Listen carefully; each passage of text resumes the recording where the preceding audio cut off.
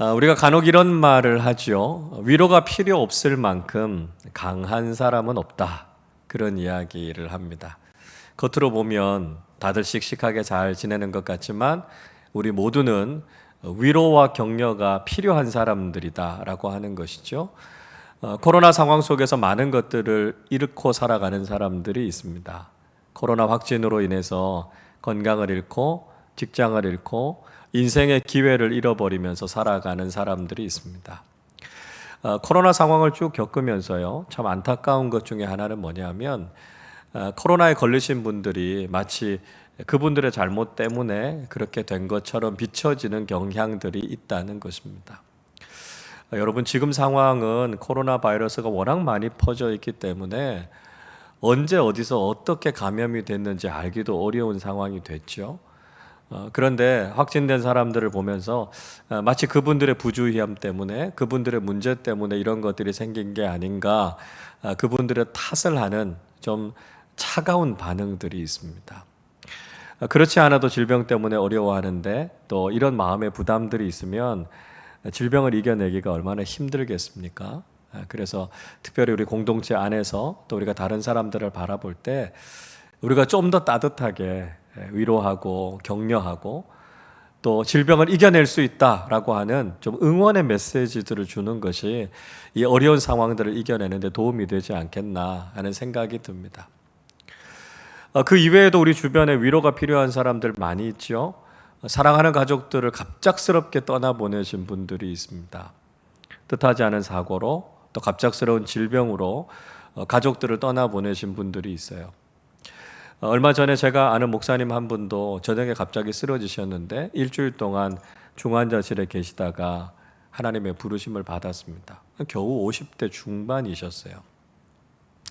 신학교에서 같이 공부하셨던 동기 목사님 한 분이 호흡곤란 때문에 아주 위급한 상황이 되셨습니다. 그래도 다행히 응급실에 가셔서 긴급하게 시술을 받으시고 생명의 위기를 넘기기는 했지만 가족들이 얼마나 놀라셨겠습니까? 우리 노회에 속해 있는 현직으로 계시는 목사님 한 분도 며칠 전에 심정지가 와서 돌아가셨습니다. 근데 보니까 코로나 확진이 되셨다 그래서 빈소도 차리지 못하고 그냥 화장해서 장례를 마쳤다라고 하는 말씀을 들었습니다. 참 안타깝고 가슴이 아프죠. 가족들은 얼마나 힘들겠습니까? 사랑하는 가족을 그렇게 떠나보내고 가족의 빈자리 때문에 힘겨워할 그 사람들 생각하면 우리의 위로의 말, 또 따뜻한 격려가 필요하지 않겠습니까? 삶의 소망을 잃어버리고 일자리를 잃어버리고 의욕을 잃어버리고 주저앉아 있는 우리 주변의 이웃들 참 많이 있습니다. 그런 사람들을 바라보면서 정말 그들에게 위로와 격려의 말이 필요하다 하는 생각이 듭니다. 또 그들을 배려하는 따뜻한 행동이 필요하겠다 하는 생각이 듭니다. 며칠 전에 일산에서 한 아기 엄마가 차를 몰고 병원을 가다가 앞차를 추돌을 했어요. 아기가 아프니까 빨리 병원에 가야 되겠다 하는 생각이 있어서 막 급하게 가다가 사고가 난 겁니다. 아기는 아프지요. 사고는 났지요. 그러니까 얼마나 당황이 됐겠습니까? 그런데 그 앞차에서 내리신 나이 지긋한 여성분이 이 아기 엄마에게 다가오셔서 이 아기 엄마를 꼭 안아줬다는 겁니다. 꼭 자기 딸 같아서 그 상황을 당하기 너무 안쓰러워서 그렇게 안아주고 싶었다, 그런 말씀하셨습니다. 여러분, 그 경황 없는 상황에서 그분이 그렇게 안아줬을 때 그 아기 엄마가 얼마나 큰 힘이 됐겠습니까? 얼마나 위로가 됐겠습니까? 그분만 그렇겠어요? 지금도 우리 주변에서 잘할 수 있어, 괜찮아, 격려해주는 따뜻한 말 한마디, 또 우리를 배려해주는 친절한 행동을 하는 것들이 하루하루를 힘겹게 살아가는 사람들에게 얼마나 큰 위로와 격려가 되는지 모릅니다. 스스로의 힘으로는 보행하기도 어려운 장애인들, 어르신들 우리 주변에 많이 있잖아요. 보고 그냥 바쁘다고 지나쳐 가는 것이 아니라 그분들 손 잡아드리고 부축해드리면 얼마나 고마워하시겠습니까? 우리 주변에 외롭고 힘든 시간들을 보내고 계신 분들 많이 있으십니다. 우리 교우들 가운데서도 병원에서 투병하고 계시는 분들이 있으세요? 지금은 병문안도 잘 안 되니까요. 또 요양원에 계시는 할아버지 할머니들도 계시잖아요. 만나기도 좀 어렵지 않습니까? 여러분, 이럴 때 우리가 영상통화도 좀 하시고 카톡이나 메시지도 좀 보내주시고, 그래서 정말 누군가에게 힘이 될 수 있는, 위로가 될 수 있는 말과 행동이 참 필요한 때인 것 같습니다. 그러면서 동시에 저는 그런 질문을 해봤어요. 사람들에게 정말 필요한 궁극적이고 근본적인 위로는 뭘까 하는 생각을 해봤습니다. 우리가 하는 말, 우리가 하는 행동, 우리가 가지고 있는 것을 서로 나누고 격려하는 세상적인 방법들이 힘과 위로가 되겠죠. 그러나 그게 그렇게 오래 가지 않잖아요.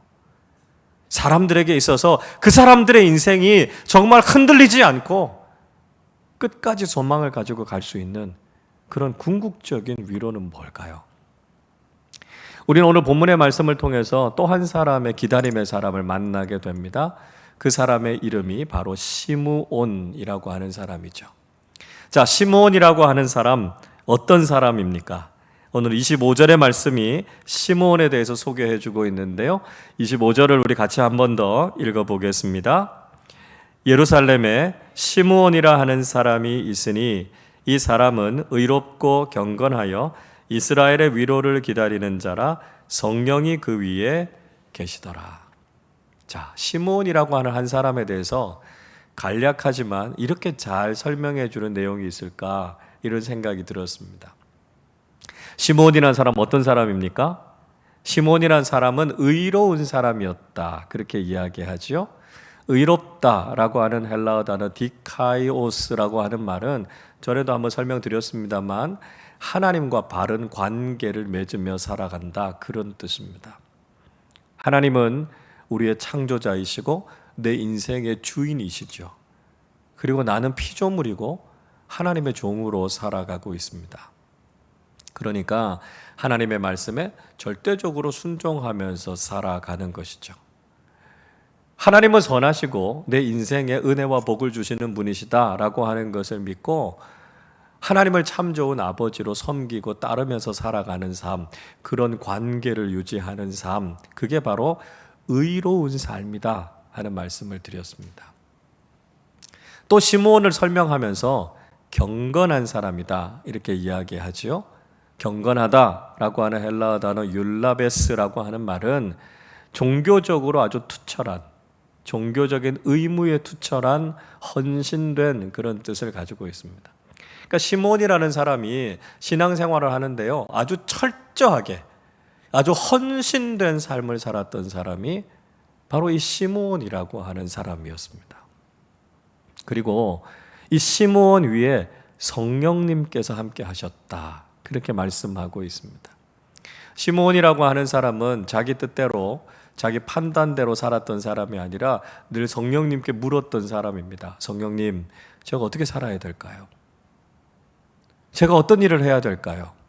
그래서 성령께서 주시는 감동을 따라서 믿음의 길을 걸었던 사람이 바로 이 시므온이었습니다.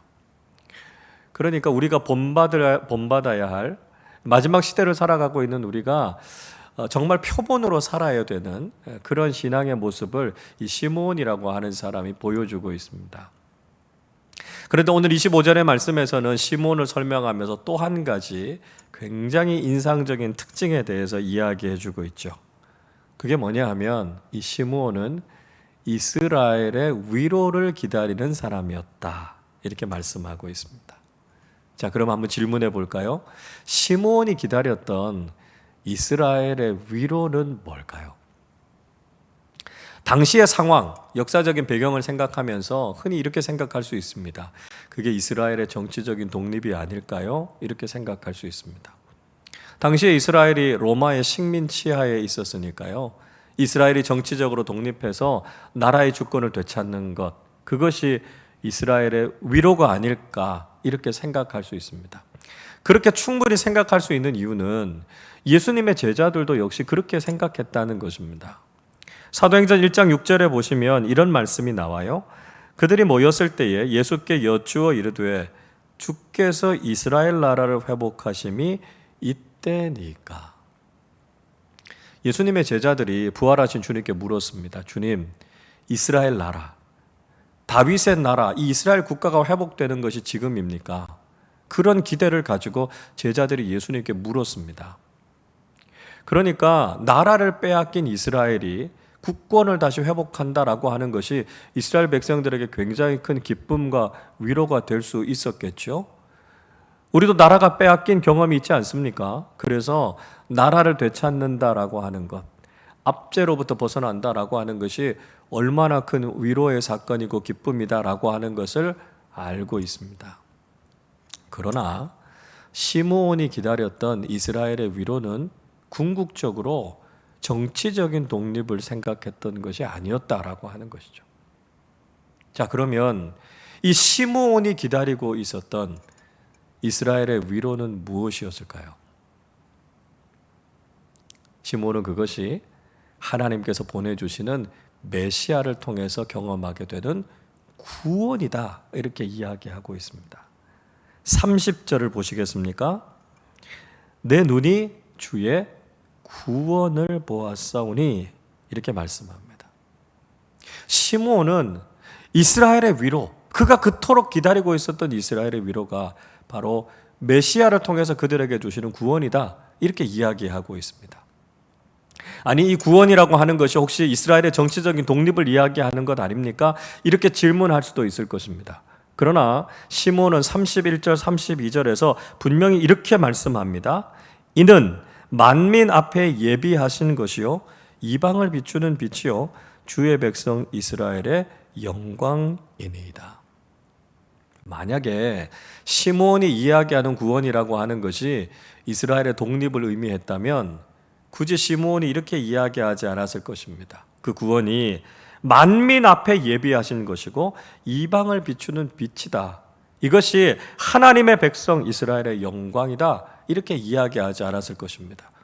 이스라엘에게는 위로가 되겠지만 이방이나 다른 민족들에게 이스라엘의 독립이 무슨 빛이 되는 사건이 되지 않았을 거 아닙니까? 그러니까 시므온이 이야기하는 이스라엘의 위로는 단지 이스라엘의 독립을 이야기하는 것이 아닙니다. 시므온이 그렇게 간절하게 기다렸던 이스라엘의 위로는 바로 하나님께서 약속하신 메시아를 보내주셔서 모든 민족, 모든 사람들을 구원하시는 하나님의 구원의 사건이 이루어지는 것이죠. 예수님께서 유대인으로 오셔서 모든 민족을 향해서 구원의 길을 열어놓으셨던 이 사건이 하나님의 백성 이스라엘에게는 가장 영광스러운 사건이 된다는 것입니다. 그래서 시므온이 기다렸던 것은 바로 하나님께서 메시아를 통해 우리에게 이루시는 구원의 사건이었다라고 하는 것을 말씀하고 있는 것이죠. 자, 이런 시므온이 기다렸던 이스라엘의 위로와 이사야 선지자가 선포했던 이스라엘의 위로가 서로 일맥상통합니다. 이사야 선지자도 이스라엘의 위로를 선포하라, 그렇게 말씀하지 않으셨습니까? 이사야 40장 1절이 이렇게 말씀합니다. 너희 하나님이 이르시되 너희는 위로하라, 내 백성을 위로하라. 이사야 선지자는 하나님의 백성인 이스라엘을 위로하라 말씀하고 있습니다. 이사야 선지자가 선포했던 하나님의 위로가 무엇입니까? 약속하신 메시아가 이 땅에 오셔서 그 메시아를 통해서 구원이 선포되는 것을 이야기하죠. 이어지는 3절부터 5절은 이렇게 말씀합니다. 외치는 자의 소리여 이르되 너희는 광야에서 여호와의 길을 예비하라. 사막에서 우리 하나님의 대로를 평탄하게 하라. 골짜기마다 도두어지며 산마다 언덕마다 낮아지며 고르지 아니한 것이 평탄하게 되며 험한 것이 평지가 될 것이요 여호와의 영광이 나타나고 모든 육체가 그것을 함께 보리라. 이는 여호와의 입이 말씀하셨느니라. 하나님의 위로가 어떻게 이 땅에 임하게 된다는 것입니까? 광야의 모든 길을 준비하고요, 모든 불평등한 것들, 불공평한 것들을 다 평등하게 하시고 모든 민족들에게 복음을 전하게 될 것이라는 것이죠. 그래서 모든 육체, 모든 사람들이 하나님의 구원을 경험하게 되고 하나님의 영광을 보게 될 것이다 말씀하고 있습니다. 메시아를 통해서 바로 이런 모든 사람들에게 임하는 구원의 역사가 일어나게 될 것이다 말씀하고 있죠. 이 일을 준비했던 사람이 세례 요한 아니었습니까? 그리고 이 일이 예수 그리스도께서 구원자로 이 땅에 오심을 통해서 성취되지 않았습니까? 그러니까 시몬이 이야기하는 위로와 이사야 선지자가 이야기하는 위로는 정확하게 같은 것이었습니다. 그것은 하나님께서 메시아를 보내주셔서 죄와 사망에서부터 우리를 건져주시고 우리에게 영원한 소망과 영원한 생명을 주시겠다라고 하는 것이 바로 이 시므온이 기다리고 있었던 이스라엘의 위로였습니다. 설교의 서두에 제가 모든 사람들에게 위로가 필요하다는 말씀을 드렸습니다. 모든 사람들이 진정한 위로를 갈구하면서 살아갑니다. 여러분, 사람들에게 정말 필요한 가장 근본적인 위로는 무엇일까요? 그것이 바로 메시아로 이 땅에 오셔서 죄와 사망에서부터 우리를 구원해 주시는 예수 그리스도의 복음의 은혜라는 것입니다. 우리가 돈이 많아도요, 권력을 가져도, 세상에서 성공해도, 건강을 가지고 있어도 그것 때문에 행복할 것 같지만 그 기쁨, 그 행복은 오래 가지 못합니다. 우리가 죄와 사망으로부터 영원히 살 수 있는 길을 발견하지 못한다면, 우리가 죽음 이후에 영원한 하나님 나라의 생명을 소망하지 못한다면 이 세상에서 아무리 많은 것을 가지고 있어도 그것이 우리에게 참된 위로나 소망이 되지 못한다는 것이죠. 그래서 하나님께서 우리에게 보내주신 선물이 바로 예수 그리스도 아니십니까? 그분을 통해서 우리가 듣게 된 복음 아닙니까? 우리는 영원히 형벌에 빠져서 영원한 저주 가운데 있어야 할 사람들인데 예수 그리스도의 구원의 은혜를 통해서 우리가 사망에서 생명으로 옮겨지게 된 것이죠. 바로 이 복음의 메시지가 우리에게 있어서는 가장 큰 위로가 되는 것이고요, 그것이 우리에게 소망이 된다라고 하는 것을 기억해야 합니다. 우리의 주변의 많은 사람들에게 우리가 위로와 격려할 수 있는 방법은 여러 가지가 있을 것입니다. 그러나 우리가 경험한 참된 위로는 예수 그리스도를 통해서 우리에게 주신 영원한 생명입니다. 예수님만이 우리 인생의 참된 위로자가 되시고 우리의 참된 소망이 되시죠. 우리가 그 위로를 경험하고 그 소망을 간직하고 있는 사람들로서 지금도 위로와 소망을 알지 못하는 많은 사람들에게 예수 그리스도의 복음을 통한 참된 위로와 소망을 전하고 나누며 살아가는 사람들 되실 수 있기를 바랍니다. 자, 시몬이라고 하는 사람, 이렇게 진정한 위로를 기다렸던 사람이었습니다. 그 위로를 경험하고 그 위로를 이스라엘 백성들과 많은 사람들에게 나누는 일을 사명으로 받았던 사람입니다. 이렇게 하나님께서 주시는 참된 위로를 경험한 사람들에게는 몇 가지의 특징이 나타나게 됩니다. 그 특징이 뭘까요? 먼저는 참된 위로를 경험한 사람들은 사명을 위해서 생명을 건다는 것입니다. 26절 말씀 같이 읽어보겠습니다. 그가 주의 그리스도를 보기 전에는 죽지 아니하리라 하는 성령의 지시를 받았더니, 시므온이라고 하는 사람, 성령님으로부터 특별한 지시를 받았습니다. 그 내용이 뭐냐면 그리스도를 보기 전까지는, 참된 위로를 경험하기 전까지는 그 죽지 않을 것이다 하는 약속의 말씀을 받았습니다. 이건 시므온에게 주신 약속임과 동시에 축복이었습니다. 그 사명을 다하기까지, 하나님께서 주시는 그 위로와 그 은혜를 경험하기 전까지는 죽지 않을 것이다, 하나님께서 그 인생을 붙잡아 주실 것이다 말씀하셨죠. 그 위로를 경험하고 그 위로를 나누는 사명을 다할 때까지 그 인생을 지켜주시겠다라고 말씀하신 것입니다. 예수님께서도 역시 사명자의 삶을 하나님께서 지켜주신다 말씀하지 않으셨습니까? 누가복음 13장 33절에서 이렇게 말씀합니다. 그러나 오늘과 내일과 모레는 내가 갈 길을 가야 하리니 선지자가 예루살렘 밖에서는 죽는 법이 없느니라. 예수님께서는 당신을 죽이려고 하는 헤롯을 향해서 당당하게 말씀하셨습니다. 예수님께서 십자가 지시고 이 구원의 사명을 감당하기 전까지는 예루살렘 밖에서 죽는 일은 없다는 것이죠. 하나님께서는 사명을 맡겨주시고 그 사명을 다하기까지 그 사명자를 지키시고 보호하신다는 것입니다. 이것이 우리에게 주시는 놀라운 약속이고 축복이라는 것이죠. 여러분, 참된 위로를 경험한 사람들은 세상의 가치를 따라서 살지 않습니다. 하늘의 위로와 하늘의 능력을 경험한 사람들은 하늘의 방식을 따라서 삽니다. 그것이 바로 하나님께 주신 사명을 따라서 살아가는 것이죠. 여러분, 기억하셔야 될 것이 있습니다. 우리의 생명은요, 사명과 연결되어져 있습니다. 사명과 우리의 생명을 분리할 수 없다는 거예요. 우리가 세상에서 아무리 오래 살아도, 우리가 세상에서 아무리 많은 것을 이루었다 할지라도 우리의 삶이 사명과 아무 상관이 없다면 그 인생은 하나님 앞에서 아무런 의미가 없습니다. 그러나 우리가 하나님께서 주시는 위로를 경험하고 인생의 사명을 발견하게 되면 우리의 삶은 사명에 충실한 삶이 된다는 것이죠.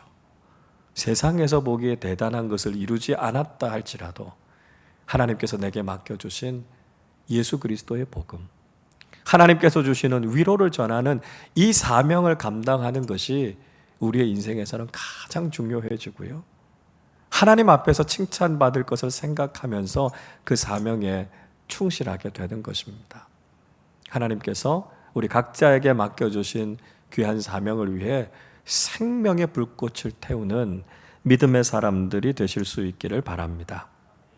둘째는요, 참된 위로를 경험한 사람들은 영적 통찰력을 가지고 살아간다는 것입니다. 27절, 28절 같이 읽어보겠습니다. 성령의 감동으로 성전에 들어가매 마침 부모가 율법의 관례대로 행하고자 하여 그 아기 예수를 데리고 오는지라 시므온이 아기를 안고 하나님을 찬송하여 이르되. 자, 시므온이 예수님의 부모들이 아기 예수님을 안고 성전에 들어오는 것을 봤습니다. 그리고 단번에 그 아기가 메시아이시다라고 하는 것을 알아봤습니다. 아니, 이제 태어난 지 며칠 안 된 아기입니다. 예수님이 무슨 대단한 일을 하신 것도 아닙니다. 그런데 시므온은 그 아기를 보면서 이분이 메시아이시구나 라고 하는 것을 금방 알아봤습니다. 왜냐하면 시므온은 하나님께서 행하시는 일과 하나님의 사람이 누구인가를 알 수 있는 영적인 통찰력이 있었기 때문입니다. 심지어 이 시므온이라고 하는 사람은 부모님들보다도 예수님에 대해서 더 잘 알고 있었습니다. 33절을 보십시오. 그의 부모가 그에 대한 말들을 놀랍게 여기더라, 이렇게 말씀합니다. 그러니까 예수님의 부모님들도 깜짝 놀랄 정도로 앞으로 예수님의 삶이 어떻게 될 것인지를 너무나 잘 알고 있었습니다. 하나님께서 주시는 이 지혜, 이 영적인 통찰력을 가지고 살아가게 된다는 것이죠. 여러분, 하나님의 사람들은 하나님의 뜻과 하나님의 계획을 꿰뚫어 알 수 있는 영적인 지혜를 가지고 살아갑니다. 일반적으로 사람들은요, 보이는 것을 가지고 모든 것을 다 판단하죠. 그러나 하늘의 위로를 경험한 사람들은 비록 우리의 육신의 눈으로 보이지는 않지만 하나님께서 이 시대 속에서 행하고 계시는 놀라운 위로의 사건, 소망의 일들을 보게 된다는 것입니다. 여러분, 저는 이 시대를 살아가는 여러분들이 이 놀라운 영적인 통찰력을 가지고 살아가실 수 있기를 바랍니다. 그냥 현상적으로만 보면 지금 이 시대가 얼마나 암울하고 비극적입니까? 소망이라고는 도무지 보이지 않고요, 혼란하고 불안하고 위험한 시대를 살아가고 있지 않습니까?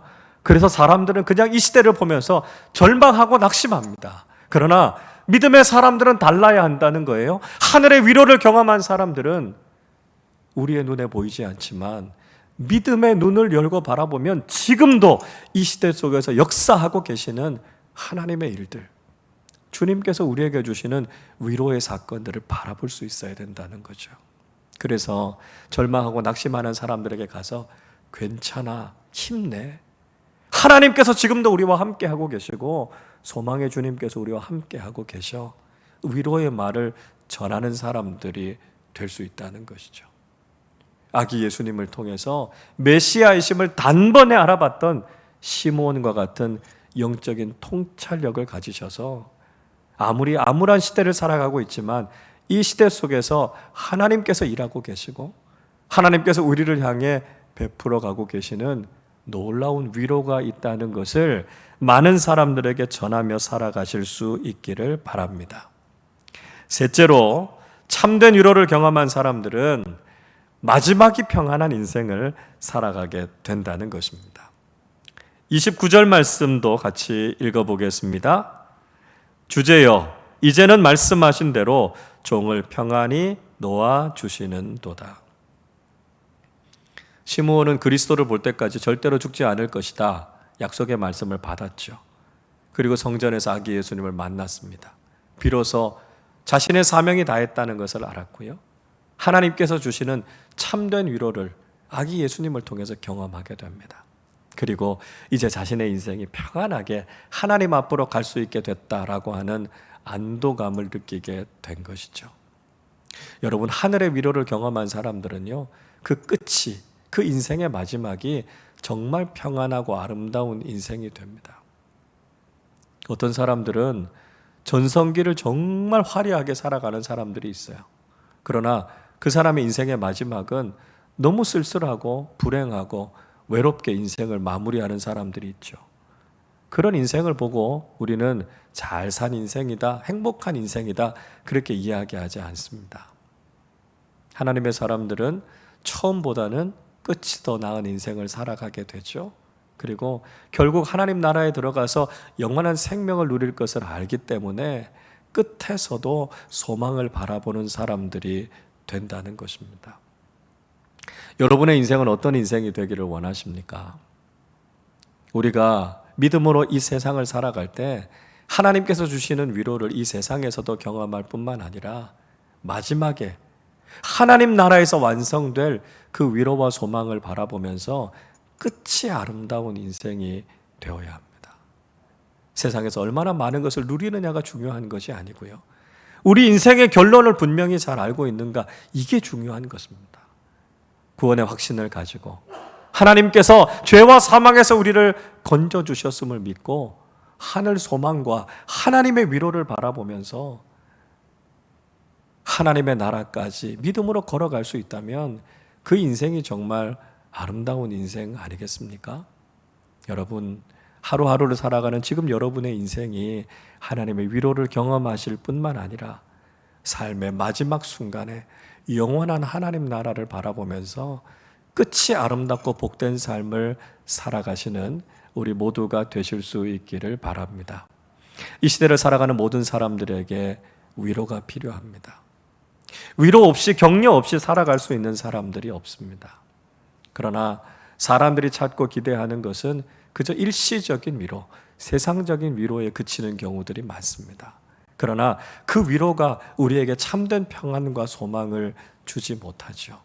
우리는 우리의 삶에 참된 위로를 주시는 예수 그리스도, 예수 그리스도의 복음을 붙잡고 살아가는 사람들이 되어야 합니다. 우리를 위해서 이 땅에 오신 예수님의 또 다른 이름은 위로자요, 우리의 평화이십니다. 세상이 잠깐 주는 위로, 세상이 우리에게 잠시 주는 일시적인 기쁨이 아니라 예수 그리스도의 복음을 통해서 영원토록 누리게 될 하나님 나라의 위로와 소망이 우리의 삶에 가득하실 수 있기를 바랍니다. 그리고 그 소망을 우리가 만나는 많은 사람들에게 전하고 참된 위로가 필요한 많은 사람들에게 예수 그리스도의 생명의 복음을 전해서 하나님께서 주시는 위로와 평화가 우리의 삶 속에, 이 세상 속에 늘 가득하시기를 주님의 이름으로 축원합니다.